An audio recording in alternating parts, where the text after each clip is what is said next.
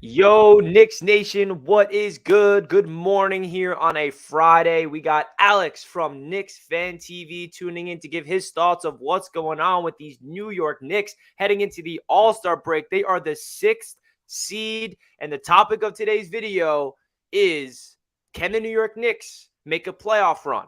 And I'm really excited to get Alex on this channel because he's been here before. Alex, how you doing today, my friend? I'm doing well, Richie. Doing well. The Knicks are surprising. You know, they're 6 games above 500 going to the All-Star break. I'm excited, man. I'm happy with the way they've been performing. It's been better, honestly, than what we saw 2 seasons ago when it was just a Julius Randle-led team. You got Brunson just balling out. You got Randle balling out. He's going to represent the Knicks in All-Star break. It should be Brunson as well. But I've been good, man. Been good. It's been fun and interesting season to cover this team, from where you think they're about to collapse, think about be a coaching fire.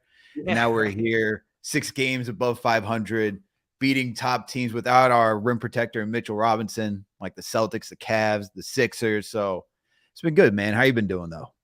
I've been doing great. And not going to lie, you bring up the Mitchell Robinson injury. I thought that was it. Like, when we lost Mitch, I was like, how are we going to be able to survive and make these playoffs until Mitchell Robinson comes back? And the New York Knicks are the 6th seed at 33-27 right here, Alex. And this season has been one crazy roller coaster because we start off good, and then we're kind of in the middle of the pack. We're below 500, and then all Knicks fans are like, are we just mediocre? Are we just not going to be able to get over that hump? And then Jalen Brunson turns into a superhero. Julius Randle is playing his best basketball. We make a trade at the deadline for Josh Hart, and all of a sudden this Knicks team is looking fun. And, Alex, this is the best record the Knicks have had heading into the All-Star break since 2013. What are your thoughts of that? Whew. It's been a long time. When I hear that, it's like, wow, we will have to go back to the Melo the Melo era, where we were, you know, we won the division, 52-win season or 54-win season that year. And this team is, I don't know if I could say the talent is, because Melo is just one of the all-time scorers. So I wouldn't say the talent is there. So what that team was doing, but this team has been competitive. It's been gritty, and to see them in this position and to think about how long it's been, it's refreshing, man. You know, we broke that playoff drought after 8 seasons. Like I said, when Tom Thibodeau came here, but now to see this team like this, they're performing so well, man. I mean, how can you not like their gritty nature? The things that you can touch on is like, it's a little too much ISO basketball, you know. Maybe I definitely want to see more passing, because you look at the box score after games, you see the assisters like it's below like 20 some nights. Last game was 16. I like to see a little bit more ball movement, but it's crazy to think about that. Yeah, it is crazy to think about that. And tell me if I'm wrong here, but do you feel like this Knicks team is better than it was 2 years ago when we were the 4th seed in the Eastern Conference? Because I feel like this team has what it takes to make a playoff run if they make it. Because right now, as you see, we are the 6th seed. And 2 years ago, we were the 4th seed. So it's kind of like, I don't really expect this team to get to that 4th seed. But when we do make the playoffs, hopefully, I feel like we have what it takes because of Jalen Brunson and what he's doing. We finally have a point guard. And Julius Randle, I feel like, at least I'm being hopeful, that he'll be able to actually perform in the playoffs because he knows what it takes. He obviously was a big reason why we fell apart in the playoffs 2 years ago, but I feel like he learned from that experience. So do you feel like this Knicks team is better than it was 2 years ago, even though we were the 4th seed? I think this team is definitely better than what we were 2 years ago. Just thinking about Julius Randle being the sole creator. You know, you had Derrick Rose coming off the bench, who was helping Julius at that time. But Derrick Rose, you know, after all the injuries, he was only good for about 20 to 25 minutes per game. That wasn't enough to help Julius Randle. And we saw that in the playoffs, right? We had to rely on Derrick Rose to carry this team, and we got one playoff win. You saw Julius just the moment was a little too big for him that year. But definitely this team is much better. I mean, you have Brunson. Like I said, he should be in the All-Star game right now, just the way he's been balling out. All right. So the fact that he's not there, the fact that you got two guys who I'm just gonna say are all-stars because Julius is like I said, Brunson should be. That's Seriously, much better. The talent is just much better on this team with the youth that we have. Quickly is playing better than he did his rookie season. Okay, vital contributor off the bench.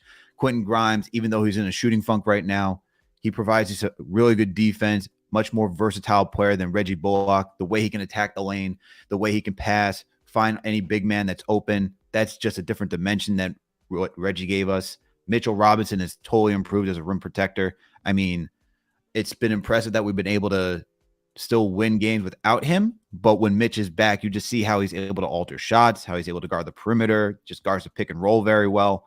This team, the starting unit is much better than what that team was. And then even the bench with the addition of Josh Hart, now we're starting to cook because now it's getting back to that transition that we used to see with Derrick Rose. It's getting to a good spot right now where this team, I think, like, you know, we talked about it on Knicks Jets, etc. with John as well. I had them around like the 7th, 8th, just being a play-in team. With how the Nets have now lost Kevin Durant, Kyrie Irving, seeing that the Knicks are already 2-1 on the series. They got one more game, I believe, against the Cleveland Cavaliers. And if they beat them, I think this team can get to the 5th. I think this team can get to the 5 slot, get to the 5th exactly. seeding. I'm looking at that too, man. With the Brooklyn Nets. Yeah. Yeah, with the Brooklyn Nets hopefully going to come down to earth. I know Mikal Bridges just dropped 45 points and all that, but we went over there and we beat their ass. So I think that we have a chance to really, you know, Miami Heat, we have 3 more games against the Miami Heat. We have not played them a lot this year. We beat them the first game. That's going to be a big time rest of the season, how we can verse the Miami Heat because they're right behind us, a half game behind us. The Brooklyn Nets are right above us.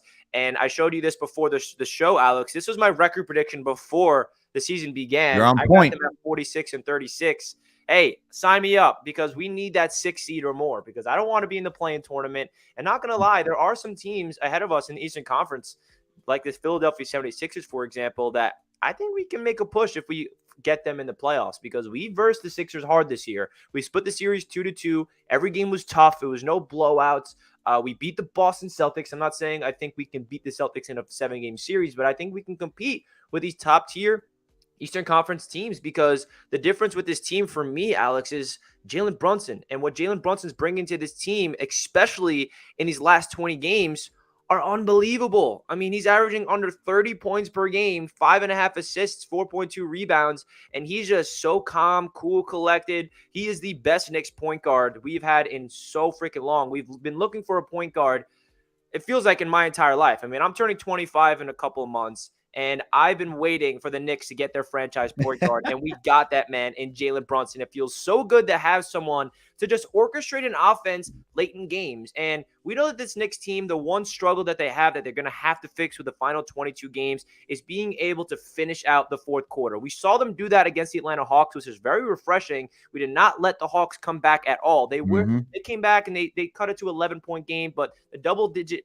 deficit never went away. And I think that's the next step. When we get those big-time double-digit leads, how can we really make sure that they do not come back? And when they do come back and it's a close game and it's a 1-point, 3-point game, I have so much confidence, Alex, in Jalen Brunson with the ball in his hands to the point where he's going to make a play. He's either going to make a bucket. He's going to make the right read and dish it out to an open shooter. And not to mention, if Brunson's not there, we got Julius Randle, who is making a gigantic step. And I know RJ's in a funk right now, but what RJ does do that I love is he's still clutch. Whenever the ball's in his hands late in the fourth quarter, he seems to make the right plays. So what's been your overall takeaways of Jalen Brunson so far this season in his first year with the New York Knicks? I love Jalen Brunson. You know, I liked him when he was on the Mavericks. I was all for the Knicks, like, and all the rumors like, oh, well, you know, the CAA connections, you know, Leon Rose was his father was Leon Rose's first client and all that type of stuff. I liked what I saw down in Dallas. You saw how he performed in the Western Conference playoffs, made it to the Western Conference Finals.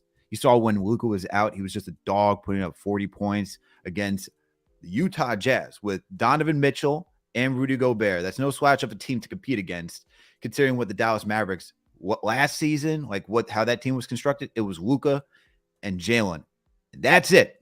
So the fact when I saw that, I was like, okay, I like what he can do and just his footwork overall. But yo, Rich, you have this stat line right here that's on our screen, but the shooting splits is also what needs to be Oh mentioned my God. because he's shooting 51% from the field, he's shooting 48% from three, and he's shooting 80% from the free throw line. So when you hear those, and by the way, the 3-point shooting, that's on 5 attempts per game.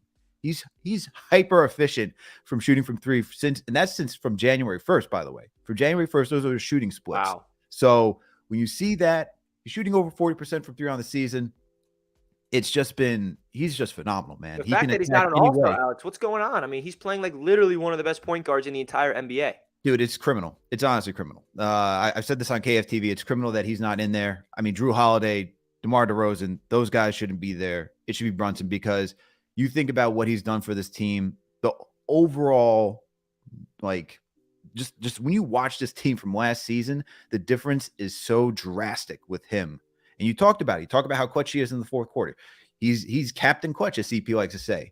You watch him just perform anytime.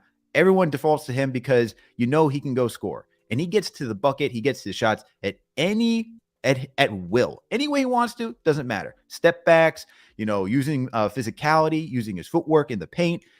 It doesn't matter, man. He'll cut you any way that he wants to in order to score. And you saw that against DeJounte Murray, one of the better defending guards. Couldn't stop him. You saw that against the Brooklyn Nets. You got all the wingspan in the world. No one can stop him. So it's like, how you're watching this guy on a night-to-night basis. Now the Knicks are in the 6th spot, and you're saying that you got the Bulls, who are a play-in team right now, DeMar DeRozan, that he needs to be over there instead of Jalen Brunson.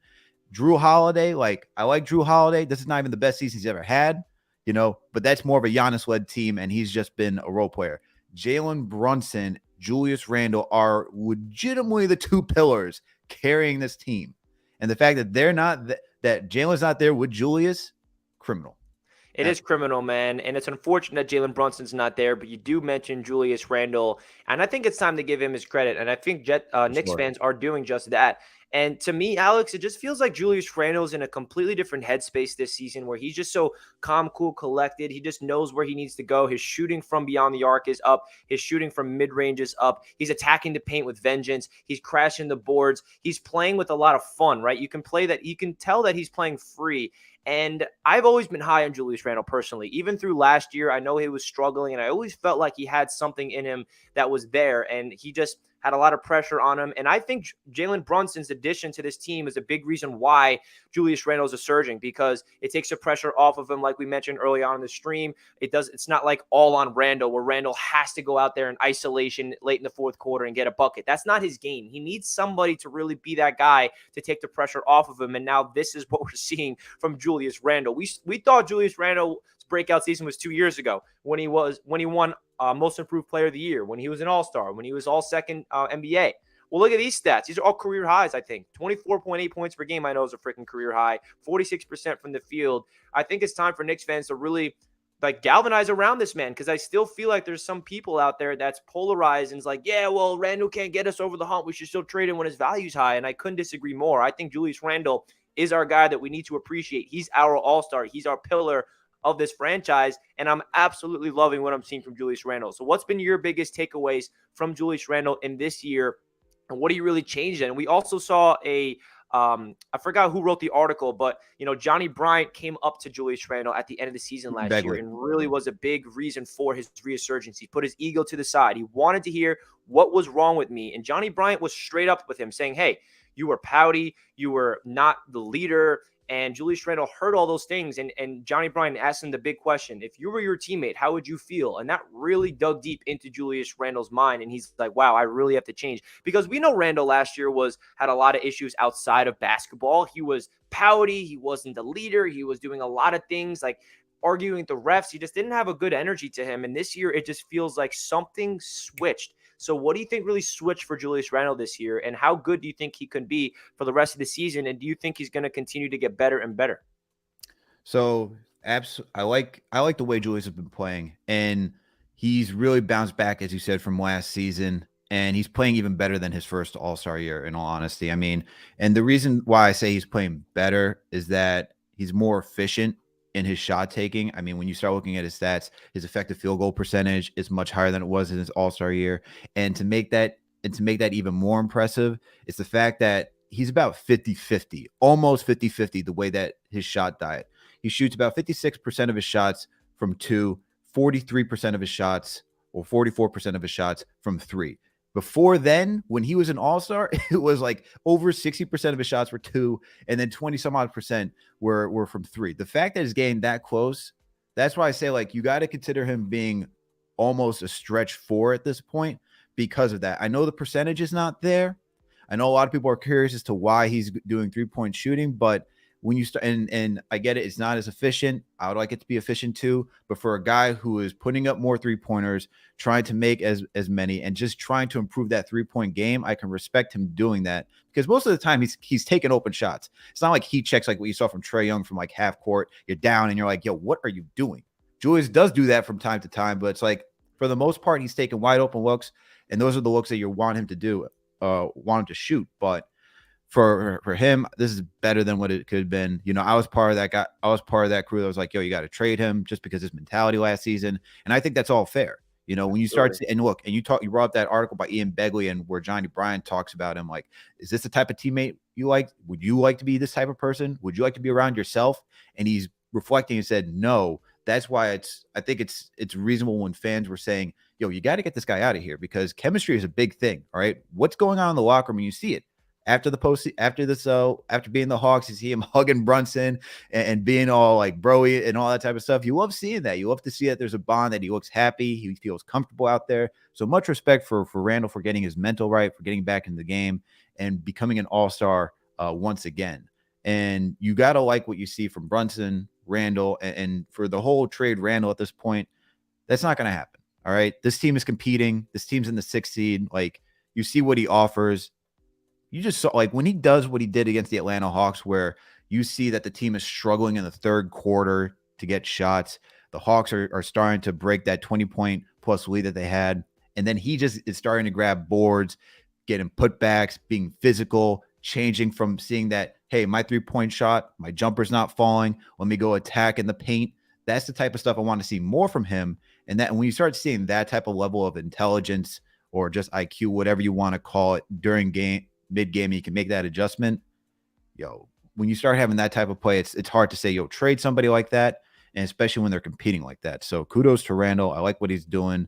Let's see if he can keep it going. I think he can. You know, there's like, he's not shooting. He's not like a heater like Brunson is, but he's still making impactful plays. The rebounding has just been insane. That part of his game has just been insane. Especially with the Mitchell Robinson injury. He needs to be crashing the boards, and he's doing just that. And I think what Julius Randle needs to do to really win back the entire fan base is perform in the playoffs. I think that's the last piece to the puzzle, because if the Knicks do make the playoffs and he crumbles again, then it's going to be a whole offseason of the same conversation. So it's up to Julius Randle to continue this, hopefully get us into above the 6th seed, so we're not in the play-in tournament, or if we are in the play-in tournament, get us into that first round of the playoffs. And he needs to be playing just as good as he's doing this year, because that was the biggest gripe that he had 2 years ago. Yeah, he was an all-star. Yeah, he was a most improved player. Yeah, he was a second all-NBA, but he crumbled in the playoffs when the pressure was through the roof. So how can he really take that next step? I think that's going to be the next step for his development as a New York Knick, and in terms of his perspective around the Knicks as a fan base. And, outside of Jalen Brunson, outside of Julius Randle, I really love how this Knicks team has been developing, because you talk about the rest of the roster outside of those two players, Alex. We've been building through this team through the draft. I mean, literally every single player that's playing in the rotation, besides the trade acquisition of Josh Hart, has been drafted and developed. We got Mitchell Robinson in year number 5 that was drafted so long ago. We gave him that second contract. We drafted RJ Barrett. We gave him that second contract. We got Emmanuel Quickly and Obi Toppin.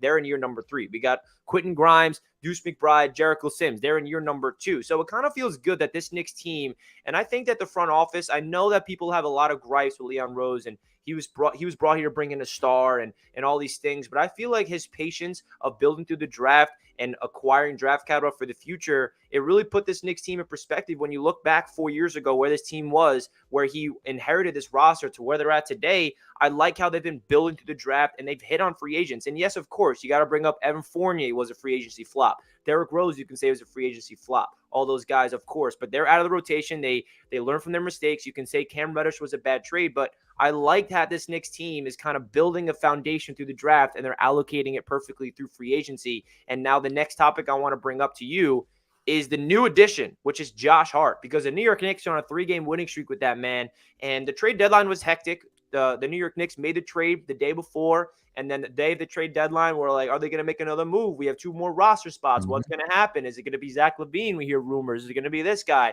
They decide to stand pat.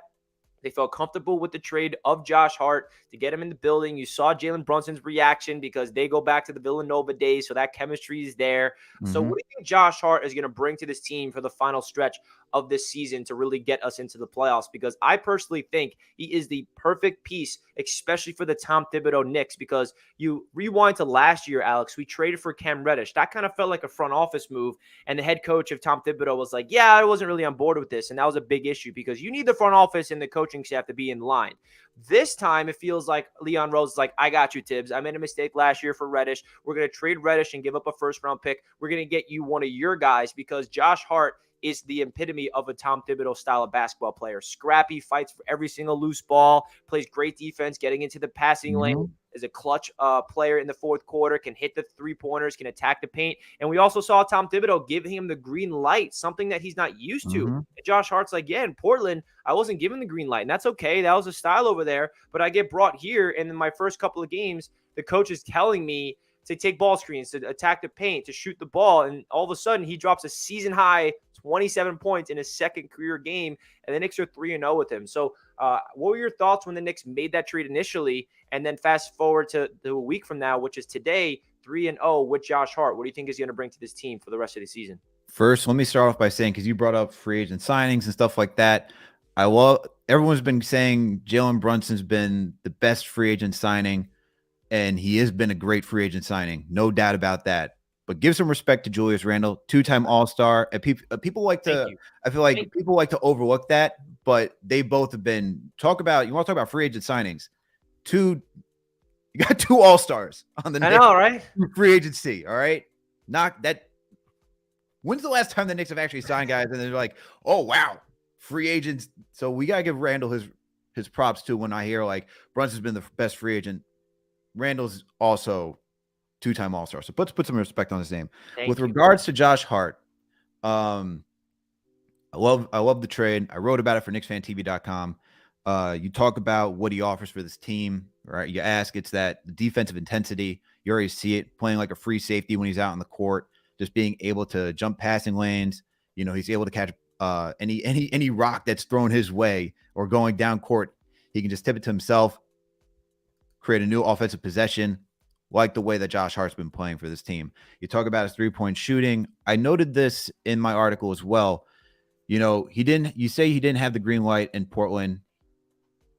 When you look at his career statistics, anytime he's taken over 4 3-pointers per game, it's actually not bad. He's shooting around 34% from 3 when that happens.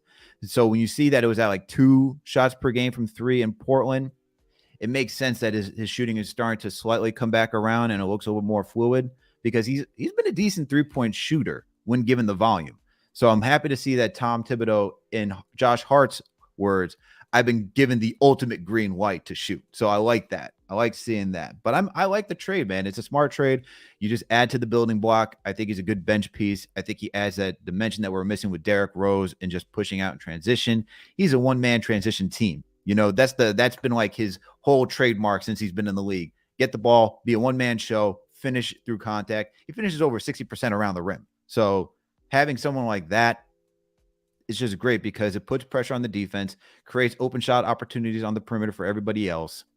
So I like the addition. You know, the question is with his contract, he's probably going to opt out, look for more money this season. Knicks have to think about not only him if they want to keep him, and I think that's the intent, because once again, you're thinking about Brunson. You know, Randle played with Josh Hart as well. You got the CAA connection with Josh Hart. So I think that he's going to be around, but you got to think about the other guys as in Obi Toppin, Emmanuel Quickly, and even Miles McBride, because Miles McBride will be up for a new contract at the end of next season with all those guys. So that's where you're like, if you're looking at this team like construction and for the future, how's that going to play out? But Josh Hart, solid trade. Derrick Rose trade they won, Josh Hart trade, Cam Reddish trade.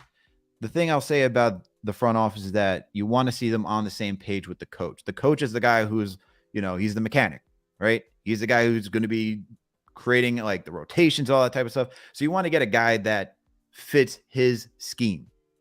Cam Reddish wasn't that. He wasn't on board with it. It was a confusing trade. When you look back at it, I liked it when we got him because we were looking for a 6'9" wing, got some wingspan. Good luck to him out in Portland, but this is where you want to see the front office and the head coach on the same page because he's the one that's coaching this team. When you draft the young guys and you're saying, hey, we got these guys because these are your type of guys and you want to push them to play them, that makes a lot of sense. Go trading for a guy that doesn't fit what he wants to do, that's backwards. Facts. I agree with literally everything you said, man. Josh Hart, I'm excited to see what he can do for the rest of the season. We got 69 people watching. Nice. If you guys could do me a favor, hit that thumbs up button on your way into the show. If you're enjoying Alex from Knicks Fan TV joining the show to give his thoughts of what's going on with the New York Knicks. Shout out to everybody in the chat. Hope you guys are having a fantastic Friday morning. It is the All-Star break. We got Quentin Grimes playing tonight. We got Jericho Sims and Julius Randle tomorrow night. And then we got Randle again on Sunday representing the New York Knicks for the All-Star break. I really feel like the All-Star break came at a really bad time because this Knicks team is rolling. But at the same time, we do want Mitchell Robinson to get healthy. So it's a little bittersweet. We do got the first super chat of the day from Jay. Always bringing up the Jets. Just want to know one thing. Will Rodgers be a Jet? Well, this is not my Jets channel, but Alex, you don't got to go on a whole rant about this. Your gut feeling, will Rodgers be a Jet? Yes or no? Yes. Love it. Yes. You heard it here first. As a Jets fan, I say yes. As a Jets fan, I mean, my ultimate dream would see Lamar Jackson. I know that's pie in the sky dreaming, but I'll take Aaron Rodgers. Give me Aaron Rodgers. Give me Lamar Jackson. Give me a freaking quarterback. And it's funny. I kind of compare the Knicks getting Jalen Brunson as a franchise point guard to the Jets getting a franchise quarterback. I'm like, finally got a nice point guard for the Knicks. I've been waiting for my whole life. It's time for the Jets to get a franchise quarterback. I've been waiting for my whole life. Right. Both teams are in two different things. It's like we have when you watch Jets, here's our little Jets rant. They got the team, but you need the quarterback. For the Knicks, you got the quarterback. Now we just need to fill out the rest of the team is filling in very nicely, but you just need that dude. You know what I mean? You need that guy. You need that Jokic, that Embiid, that Kevin Durant. You need that dude. And then this team we're talking about going places. Seriously, and not to mention, I think if you look at contractually speaking, Brunson's contract looking pretty good. Randall's contract looking pretty good. We can afford going out there and getting a big-time superstar if they ever come available. So hopefully, that's more in the future. We got a whole season to worry about this time, so we're not really talk about that. But that is definitely something to keep in mind for the offseason. And don't forget, we still got a lot of draft capital to play with. So this next topic I want to talk about, Alex, it's a little polarizing. It's a big-time debate within the New York Knicks fan base. RJ Barrett right now is not playing his best basketball. So listen, man, you know where I stand, Alex. Anyone that watched my channel, you know that I'm an RJ guy. Been that way since Duke. Always believe in him. And RJ Barrett was playing one of his best basketball of his career before he got injured. And then he hurt his finger, and then he comes back, and now all of a sudden he kind of feels left out. Brunson's taking over the ball. Brunson is out for a game. He drops 30 points. Brunson comes back. The ball's not in his hand. He's not in rhythm. He's missing a lot of his shots from the perimeter, man. He is not hitting his shots. I do like his aggression last game, really attacking the paint, but there's definitely something mentally off with RJ Barrett. So I want to get your overall thoughts because I know that Knicks fans on my channel, Knicks fans on Knicks Fan TV are calling in. They're sick and tired of him. Some people are defending him. Where do you stand, and how does RJ Barrett got to get back? Because my opinion on RJ is this. I think he's the missing piece because with the way Brunson's playing, with the way Randall's playing, with the addition of Josh Hart, with hopefully Mitchell Robinson coming back soon, if RJ Barrett gets back to the way that we know that he can play at his best, that's going to take this Knicks team to the other level that I think we can really make a run because RJ Barrett is that dude when he's hot. But the issue with RJ that we all know and grown to become accustomed to is he's hot or he's cold. He needs to find that consistency. So if he can find that consistency, I think he is the key to really take this team to the next step because Brunson's going to be an all-star for the rest of the year. Randall's going to be playing like an all-star for the rest of the year. Mitchell Robinson's going to be returning. Josh Hart's going to be coming back, going to continue to make his impact off the bench. Not to mention Emmanuel Quickly's breakout year in year number 3. But I really think RJ is that guy where if he can get rhythm, this Knicks team is going to be even scarier than they are. So what's your overall thoughts of what's going on with RJ right now? Yeah, I think RJ's in a slump. February has just been, up until this point, is dismal. Make sure to check out knicksfantv.com. One of our writers, Luke, he writes what we call the KFTV Stock Exchange. He does it twice a month, just going through the trends of all the players and looking at RJ's, shooting through the beginning of February so far. He's shooting under 40% from the field. He's shooting 39% to be exact, shooting 22% from 3, and he's shooting 67% from the free throw line. With 17 points, 4 rebounds, and 3 assists per game. So you see that, you're like, okay, so the points are there, the shooting's not really there. What's going on? And it's just finding rhythm, man. You talk about the laceration in his finger. Definitely his offense was coming around during that stretch. And now coming back, it's just, how do you fit back in with Brunson and Randle, these guys who are just leading this team and like trying to get into some sort of rhythm. So I know people are going to say, oh, this is another excuse. It's year 4. He should be able to figure it out. I don't find it to be that easy when you come back from injury. I also think he's much slower defensively. That's really been the big thing for me, is that when RJ is shooting poorly, years past, it's like, okay, we're getting some good defensive effort. We're getting a good floor game. He's passing well. He's rebounding well. And it's just the effort at this point, man. The last couple of games in February, I'm just not seeing the effort. And at this point, it's got to – I think he'll bounce back next season. But, like, next season is, like, the season for me where it's like, all right, we're starting a new contract. It's year 5. You're 23. You've been in the league for long enough. We got that whole article from Fred Katz where he didn't play basketball this offseason because usually athletes who are getting a contract extension, they don't play basketball because they don't want to get injured and ruin the likelihood of how much money they can make, right? Their body is their capital. So if they get injured, it diminishes their value. You can even go back to like when Steph Curry hurt his ankles, right? And had to get that extension. They had him on the cheap. That's why the Warriors were able to build the team that they did, because he was on the cheap for a good amount of time. So RJ not playing this offseason, I think it's just him getting back in the gym, slimming down. He was just lifting weights. I think then he'll be back into his rhythm and just adding some game, man. We need to see a jumper be a little bit more consistent. I know 3 has been pretty decent this season, but we need to see some consistency more to his game, just defensive effort. I'm confident that he'll pick it back up, but you talk about him being the missing piece. I think if he gets in rhythm, then we're talking about a team that can, if they get the Cavs, he's in rhythm, there's a good shot that they can go to the second round. There's a very good shot. I agree, man. And I got confidence in RJ for the whole reason of the one thing that we've learned about him is he's hot and he's cold. And I'm talking about his entire career with the Knicks, going back to his rookie season, the year 2 to year 3 to this season. He does happen to get on the slumps, which is driving Knicks fans crazy. But the one thing we've always seen from RJ is the slumps don't last long. And if they do last a little bit too long, he's always going to get out of it. So I'm hoping that this All-Star break is going to really reset his mind, and he gets his mind right. He gets into the gym. He's putting up a bunch of three-pointers. He's working on his game, because I think that, the amount of times, Alex, that I've, as a Knicks content creator on Knicks media, have gone through an RJ slump and have heard everybody in my comment section ripping him apart to the point where they're like, get him out of here, he sucks. And then the next 5 games, he's averaging over 25. And I'm like, see? Like, I know that he's up and down, but he's someone that you just gotta put faith in when he's struggling. Just understand that he's gonna put a lot of effort into his slump days. He's not someone that when he's down, he's gonna say, all right, I suck. Like, I'm just gonna pout my head. Like, he's someone that really just stays even keel. He doesn't get too high, doesn't get too low. And I really like his mentality for someone that's really young in this league. And I know that he's in year 4, but he's still only 22, 23 years old. So I got confidence, and I'm hopeful that after the All-Star break, he can get back into rhythm, because I know the efficiency's not there.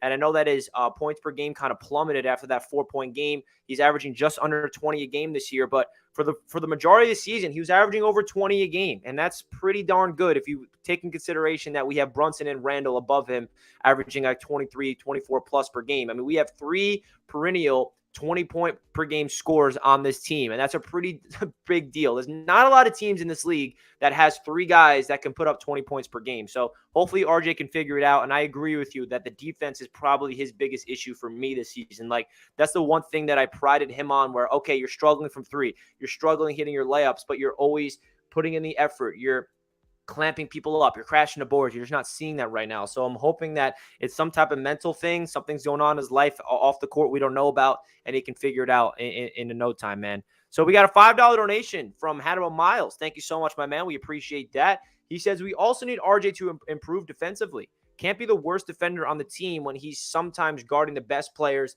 on the opposing team. So, yeah, we saw Clyde call this out on the FSG broadcast, which really blew up everywhere. And when Clyde talks, we listen.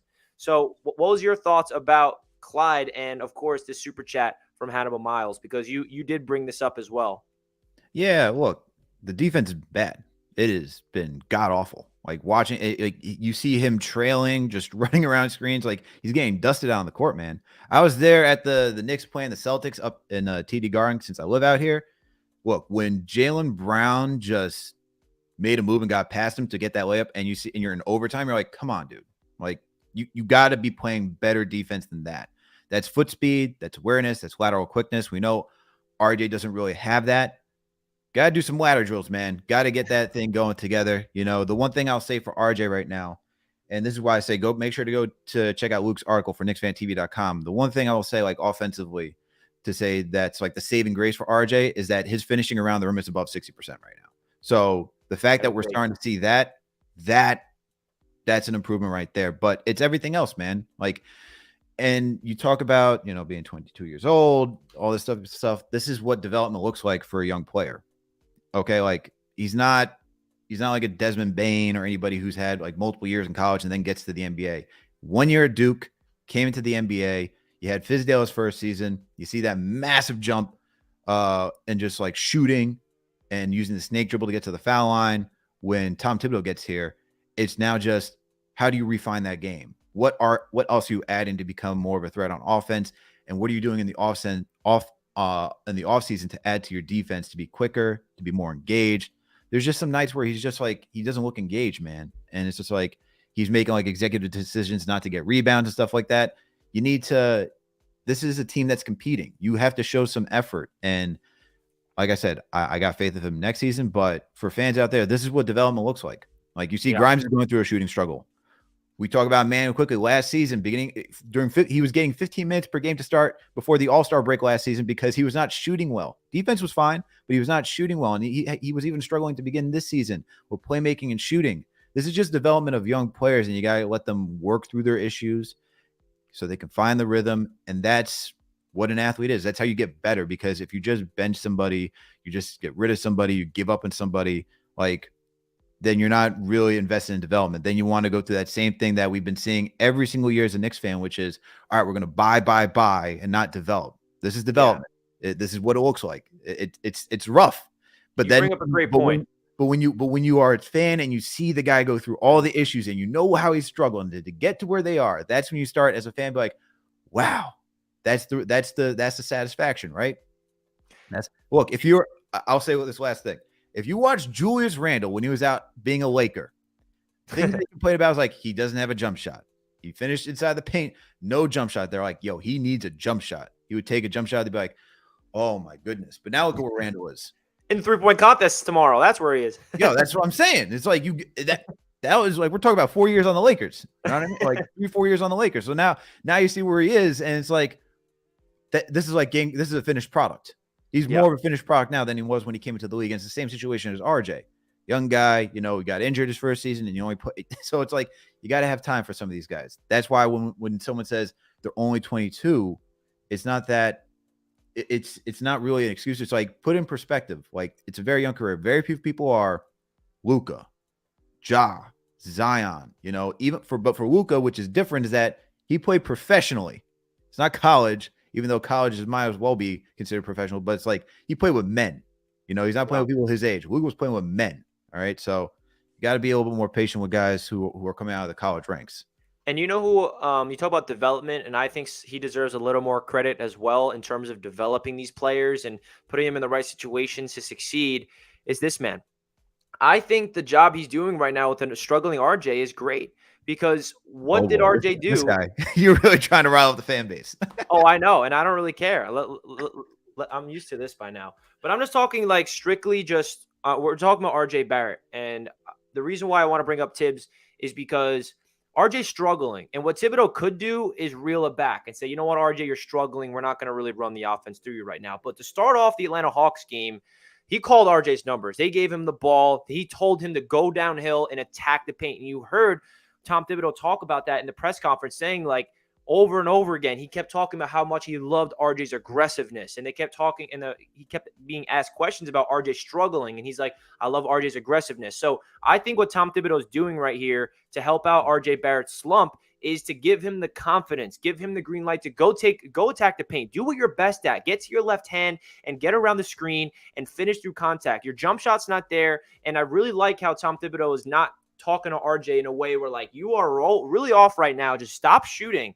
And we're going to run the offense through here because that will kill someone's confidence. Instead, he believes in RJ Barrett. And I like that from Tom Thibodeau to give him the green light to continue to work through a slump. Because if Thibodeau was doing what some Knicks fans want, bench RJ, start Josh Hart, like that will completely shoot down his confidence mentally. I like the rotation that it is right now. I know some people are like, bench RJ, start Josh Hart. It's not about who starts the game. It's about who finishes for me. I love the starting five because RJ's the first one to the bench, and then they run a 9-man rotation. And then when the bench unit comes in, it's RJ Barrett with Quickly, Hart, OB, and Hartenstein. And I love that bench five. And I think RJ Barrett does a good job with that bench unit. So I like the rotation right here. And I just like the way Thibodeau is handling this RJ Barrett slump. But overall, what's your overall takes of the head coach? Obviously, he's another polarized. I mean, who's not a polarizing topic amongst this fan base, right? But Tom Thibodeau has these Knicks at 33 and 27 right now. So what's your overall thoughts right here? There's a lot of people that want him gone still, and he hasn't been perfect. I mean, there's a lot of things you can complain about his rotations. He didn't handle the Cam Reddish thing right, blah, blah, blah, blah, blah. I can go on and on and on about the negatives for Tom Thibodeau. But what's your overall takes on the head coach so far this season? And do you think that this is the guy that could get us over the hump, or do you think, yep, he's just there's only a cap that we can reach with Tom Thibodeau as their head coach? So to answer your question, I'll start with what if I do think there's a cap, but I'll start with how he's done this season. I like what he's done this season. It's been maddening. It's been crazy. It's been frustrating. Just the way you start, it's like he had the 10-man rotation. Then you start seeing with the 10-man rotation and just trying to juggle the lineup, it's just like the in-game adjustments. That's the biggest thing with Tom Thibodeau, and you need to have that as a head coach. We all know that he's done a good job creating a culture. He believes in his guys, and you talk about him giving faith in RJ. It's how do you hold them accountable? It's not just giving faith in somebody, but how do you hold them accountable? So, you talk about, hey, it's not benching somebody, but you see that he's struggling. Okay, maybe not tonight. He gets the 30 minutes. Give him the 25. All right, let him try to work out his struggles. Some guys are not going to have it. That's what we wanted to see from Julius last season, because sometimes if you give someone too much confidence, you're actually fueling the negative of like, all right, they're just going to keep going, and they're actually going to impact the team in a negative way, which is maybe shoot them out of a game, not be as engaged, get you texts and stuff like that. So I like the fact that he's giving RJ that leeway, right? Wish he did a little bit more with Julius last season, but I like the leeway that he's given RJ. But like going back to what I said, culture, identity, you see the defense is back again on top once he made the 9-man rotation. It's all a lot of good stuff with Tom Thibodeau. They're competing. They're buying into what he wants to do.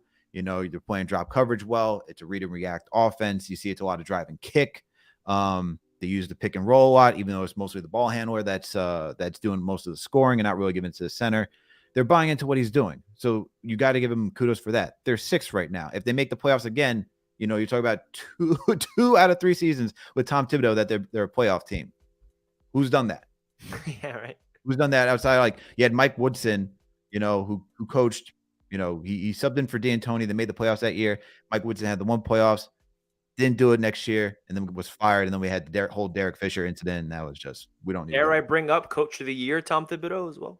Yeah, man. Look, he's coach of the year, won it again it's 2 times. So like he's good, man. He's doing what he needs to do for this team. Like I said, in-game adjustment, being a little too rigid with the rotation. I want to see a little bit more creativity. I like that how he's staggering RJ, Randle, and Brunson with the second unit and so forth. I just need to see a little bit more of that. Go to your bench if you see someone doesn't have it. I'm not the biggest Evan Fournier guy, but it's like if you need some scoring and you don't see it from anybody, like be quick to be like, all right, we're going 10 tonight. Bring them in. Don't just keep it to 9. Just keep letting guys just shoot you out of a game or just struggle. So I'd like to see that. And more obviously more offensive creativity, but that's like asking for it's asking for the moon and everything. So I know the limitation with that word though. There is a cap to what he can do. I do believe that. All right. I do think there's a cap to what Tom Thibodeau can do. I think to be that great head coach, to go deep into the playoffs, one, you obviously need the talent. I think the Knicks, as I said, the Knicks are missing like that one guy, like a Kevin Durant or somebody to really put them over the edge. But at the same time, it's how do you adjust mid-game? You got to like follow like the play of the game. Who's got the hot hand? Sometimes he stops the hot hand just like by pulling somebody out. I always think about the Austin Rivers situation. The man was like 20 points in the first half, and then he's like, all right, man, you go to the bench. It's like, yo, he's on a heater. Let him keep going. Let him go. Let him cook. I remember that. That was awesome.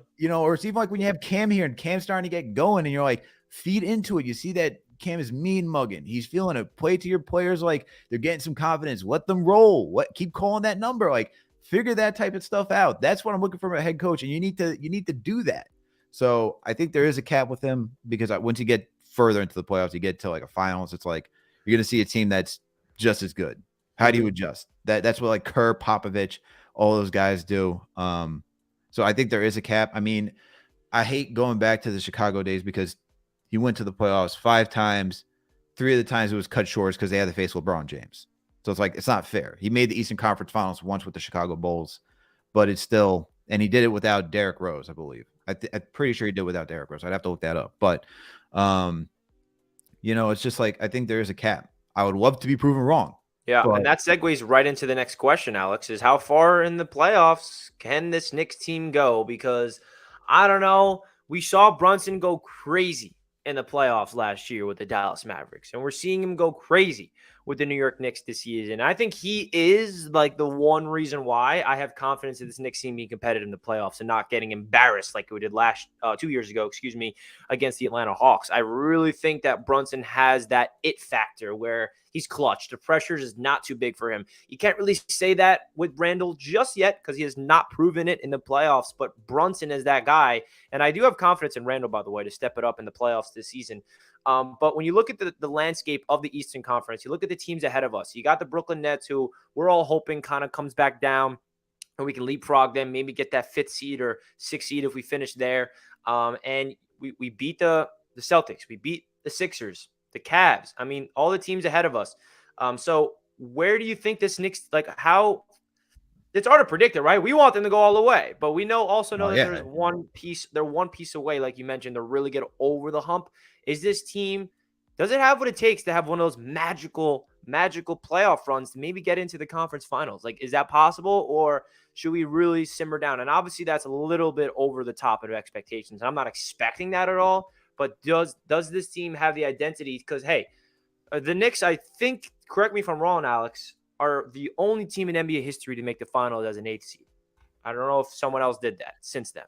But yeah, they're magical one of the stuff happens. So does this team have that magic in them to go on a run? Because I think the addition of Josh Hart, and do not forget the man who I think is one of the biggest important pieces of this team is Mitchell Robinson, who's not here right now. So with the addition of him, hypothetically, we're all fully healthy. How far can this Knicks team go? I'm gonna say a 2nd round, man. I think this team can get to the 2nd round. That's a positive. I'll take that. I'll take the 2nd round. If they make the 2nd round, that's a drastic improvement. I think it really comes down to the Cavs. You mentioned the 76ers. Shout out to our guy JD. He's not afraid of the Sixers if it's between the Sixers, the Celtics, and the Bucks. And I'm not as well, to be honest with you. I'm starting to side with JD on that. It would be much more difficult just because Embiid is an MVP caliber player. But Yeah, take him off the free throw line. Like, I went to the Sixers-Knicks game last year, Alex, and it was one of the worst basketball games I ever watched. I sat underneath the basket, and all I saw was Embiid just foul, Harden, foul, and I think it was one of those games I where they mean, had, like, the Harden is just highest free disgusting. throw attempts ever. I was like, what am I watching? Yeah, I mean, the Harden free throw, I mean, that's been disgusting since the Houston days. So that's not I hate that. I hate it so much, hate dude. living at the free throw line. But look, Brunson and Randle are good at it too. It's not the extent of what Harden was doing, but if you can do it, you can do it. But I think second round, man. Getting back to the playoffs, I think it's a second round. I think if you get the Cavs, there's a very good chance. Question is, do you have confidence to take out the Boston Celtics afterwards? Like if you have to face that team, that's a tougher challenge just because they're very deep. They're very deep. They're seasoned. You know, I did a game of the week preview for KFTV, interviewed Keith Smith, and cap guy for Spot Track. And you know, he talks how Jalen Brown and Jason Tatum are Batman and Superman. It's not a Batman and Robin situation. It's a Batman Superman situation. So to get through those guys with Marcus Smart, talk about Derek White, Malcolm Brogdon, Robert Williams. That's a tough team to have to beat in a 7-game series. Then you think about the Bucks. It's Giannis. Like, you know, like we're now talking about guys who are really, really like we're talking about MVP conversation guys. Championship.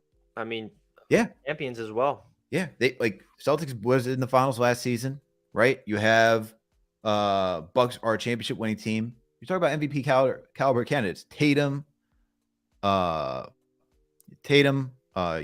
Like these are all guys that's like we don't really have that. Like we just need Brunson or Randle MVP to just turn guy, into man. MVPs. That's all we need, and I don't know if that's gonna happen, but that's the only way we beat them, Alex. I think is if Brunson and Randle, those two guys, turn into MVP caliber players. I don't think they are right now. But I'm saying, like, in the playoffs, they just put up, like, they just unlock another dimension of their game that they didn't know they have. I think that's the only way we go on a magical run.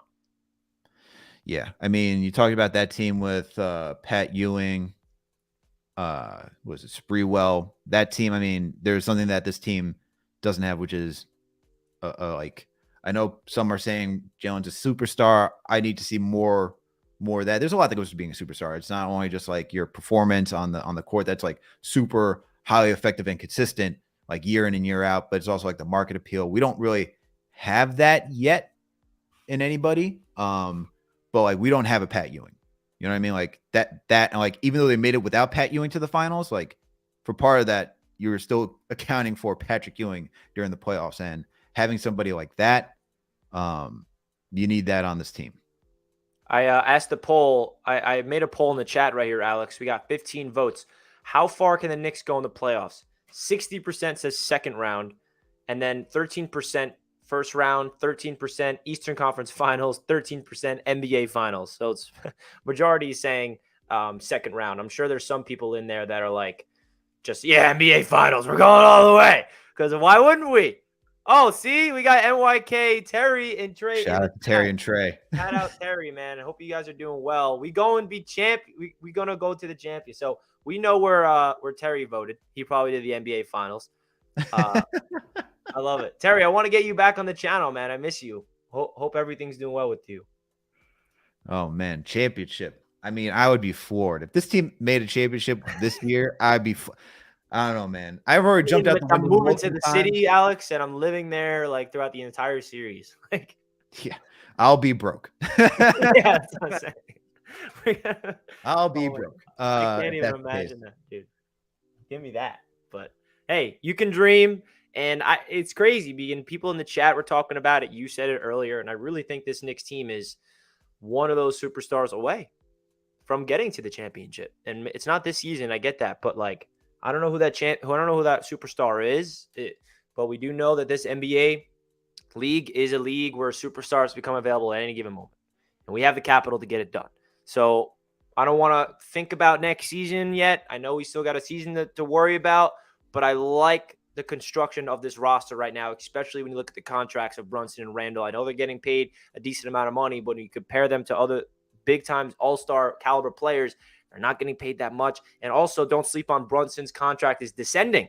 He's getting paid the most this season, I think it's 29 mil this season, and then next year's 27, and then next year's 25, and then the final year's 23. So that's going to help out the Knicks cap-wise, and there's a lot of financial, contractual stuff that's going to be figured out from Leon Rose and company. So before we finish off the show, man, I do want to preview the All-Star weekend. We got a lot of things going on, and the biggest thing that we all talk about is, why is Jalen Brunson not here? Very, very disappointing. We already talked about it earlier, Alex. But we got Quentin Grimes tonight in the Rising Stars. We got Jericho Sims representing the Knicks in the dunk contest. Julius Randle's in the three-point contest. What? And then Randle is in the All-Star game. So what are you looking forward to the most? Does Sims have what it takes to win it? Does Randle have a chance to even get out of the first round? And what are you expecting here? What are you looking forward to the most? Whew.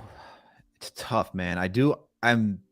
I think everything up until the actual All-Star game, I'm more intrigued about, just because the All-Star game is like, we out here, man. We're just chilling. We're just, throwing lobs. We're just not those good old chucking All-Star up shots. games that we had. The Elam ending is cool. But honestly, it's everything else beforehand. I want to see Grimes in the Rising Star.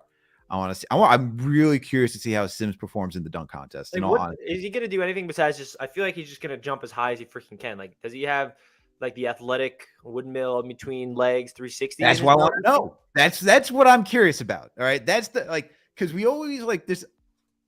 I want to be surprised with what Sims can do. You know what I mean? Like, I think it's going to be like an alley-oop. Someone's going to throw it up to him, at least one of the dunks, and he's just going to try to jump as high as he freaking can so his head can be above the rim. That needs to be one dunk, because that's just insane. I just need to see what it is. I want to see what, because usually the dunk contest it's like, outside the Levine and Aaron Gordon performances. Yeah, that's the last time it's been good. Yeah. I mean, outside of that, you really don't get a lot of great dunks. Back-to-back dunk champion Knicks, though. Obi represented last year, even though the dunk contest was pretty trash last year. Obi still won it. If Sims comes away with it, we're back-to-back champs. Yeah, that'll be dope. I mean, it's just nice to see a lot of Knicks during All-Star weekend. That says a lot about this team, right? I mean, that's why I get that it's been such an up and down season. We can really we can live in the micro and just like hyper analyze this team, and point out every single flaw. But that's the thing about being a Knicks fan, man, is that we want this team. Like, we haven't seen success since the 90s. We haven't seen it, like, for you and I, we haven't seen a chip at all. My dad saw the chips when they were back in the 70s. All right. So, like, yep. You got the frame jersey behind you. Yeah. So, look, I just want to see this team perform. I hate being the laughing stock. That's the other thing. Like, you have ESPN, who's been just like down bad, but to see that we got Grimes in the Rising Star, Sims in the dunk contest, Randle is an all-star, Brunson should be there, and he's doing the three-point competition. We got a Nick representing, and outside the skills challenge, we got a Nick representing in a lot of things. So it's great. It's a good time to be a Knicks fan. Just looking forward to see how Sims performs in the dunk comp. If he starts pulling out like between the leg stuff, I'll be shocked, honestly. Between the legs, 360, head above the rim, scores of 50. Calling him now. Now, but I agree. That's the only thing, though, man. That's the only thing. These judges are like it's ridiculous. Ridiculous. It's like, they are, man. The dunk contest hasn't been that good recently, and it's rigged, man. They rig it. Oh man, the script. They're following the script. Keep D Wade off the. I don't know who's all the judges are, but keep D Wade far away. Keep him far away from being a judge. Crawford this year. I don't know if D Wade's still there. Crawford is like I feel like he's going to be a good, like, in the middle type of guy who's going to be like, biased towards us. Right? I hope so. He should be. Should be. Man. Well, we will see what happens this weekend. Alex, it was a pleasure to have you on the show. Guys, if you enjoyed Alex tuning into Knicks Media, do me a gigantic favor and smash that thumbs up button on your way out of the show. We got 63 likes with 118 people watching live right now. So do me a solid, hit that like button. But more importantly, do me a favor, go down below in the description, follow my man Alex on Twitter, check out KnicksFanTV.com, check out their YouTube channel. I mean, I'm sure every single one of you guys is subscribed to Knicks Fan TV. If you're not, I don't know what you're doing, but make sure you guys check out their channel. They're doing phenomenal stuff as always with Alex and the whole team. And of course, check out Alex's pieces that he's writing articles over there on their website. Alex, it was a lot of fun having you on the show, man. We got a lot of fun things to look forward to for the rest of the season, man. Anything you'd like to say before we wrap up the show? Richie, it's always a pleasure talking Knicks with you, man. Glad to see that you're doing well. And for everyone, make sure to support Richie, all right? Richie puts in a lot of work. I follow you, thank God you're a Jets fan. I follow your Jets media all the time. Like, I just just to know I can get some optimism about the Jets. This was a good season, even though it didn't end the way we wanted to. Make sure to follow Richie, but always a pleasure talking to you, man. Thank you for having me on. And yeah, you can find all the work over at knicksfantv.com, the YouTube channel, whatnot. But thank you again, Richie, for having me on. Yeah, man, it's a lot of fun for me because, you know, I put a lot of effort in the Jets. Now it's the offseason. I can finally pivot to the Knicks because you're a hardworking man, bro. I don't know how you cover all three. I don't know how you cover all three of your teams. Yeah, the Mets, I kind of like, yeah, I don't know if I'm covering the Mets this season. I can't handle it, Alex. I can't handle it too much. But it's all Knicks, it's all Jets, baby. You know the vibe. So again, guys, check out Alex down below in the description. All the socials are linked down below. Hit that thumbs up button on your way out. Alex, I hope to have you on again soon. Maybe some playoff preview. Hopefully, after the regular season, maybe we'll manifest that. Manifest the 6th, 5th seed. Dare I say 4th seed? All right, let's get out of here, Alex, before I keep getting over the top. All right, guys. Salute to Knicks fans, and enjoy the All-Star weekend. Peace out, everybody.